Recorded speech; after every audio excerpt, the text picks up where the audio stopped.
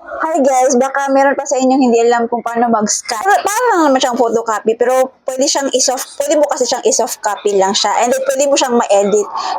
Unlike sa photocopy, i-photocopy mo lang siya, automatic mo lang siyang, parang Xerox lang siya ba, di ba?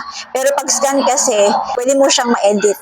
So ayan guys, pakita ko sa inyo kung paano ba mag-scan sa Canon na printer. Gaya nito guys, meron tayong 1 by 1 dito. Meron gustong magpatubay ito nitong 1 by 1 niya. So, syempre, before natin to siya 2 by 2, kailangan muna natin siyang i-scan para ma-edit natin, para magawa natin siyang 2 by 2. Ayan, ilagay lang natin siya dito. And then, ayan, parang isi-xerox lang natin siya ba. Pero syempre, naka-connect to siya sa sa computer. So, ayan, i-close natin syempre para hindi siya umitim. And then, ayan, after natin yung malagay doon, punta tayo dito sa printer and scanner.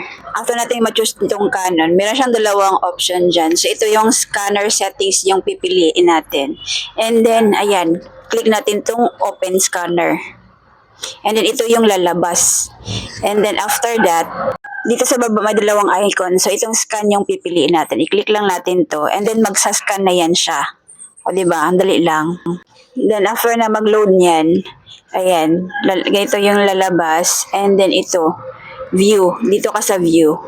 Pag ma-view mo na yan siya, ayan, ito ang lalabas, guys. O, diba? Andyan na siya. Dahil nga, gagawin ko tong 2 by 2, syempre, i-edit ko muna to siya.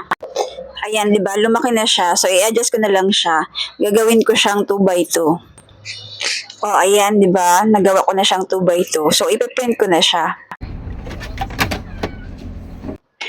O, di ba? Meron na tayong output. Pwede na rin siyang i-edit para sa mga biodata nyo or something na mga documents nyo na pwede nyo i-attach sa mga email nyo. Ayan siya, guys. Ganyan lang mag-scan sa ating mga printer na merong scanner.